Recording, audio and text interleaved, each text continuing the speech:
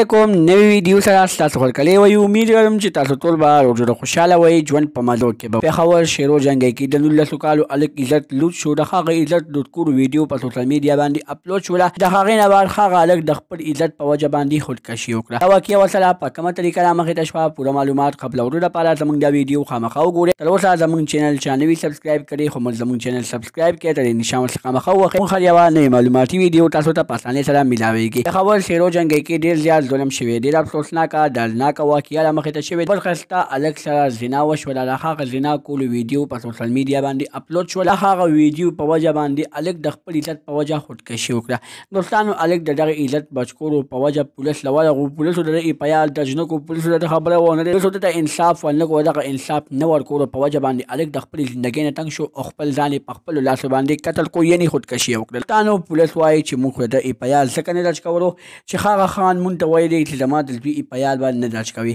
دوستانو پولیس د خان نوکر نه دی پولیس د حکومت نوکر دی پولیس ته پکار دي چې هغه د حکومت خبره مني د خان خبره نه مني د دې په وجه باندې حکومت ته پکار دی چې دغه ټول پولیس د دغه تانې نه ختم کړي او دغه پولیس دي یا دي الک ته انصاف ورکړي د ده قاتلان دي ګرفتار کړي د قاتلانو ته یې داسې سختترینه سزا ورکړي چې داسې سزا تر اوسه پورې چاته نه میلاو شوې نورو معلوماتي ویډیوګانو لپاره زموږ چینل سبسکرایب کړئ تر نشان ورڅخه خامخا ووهئ چې زموږ هر یوه نوې معلوماتي ویډیو تاسو ته په اسانۍ سره میلاویږي والسلام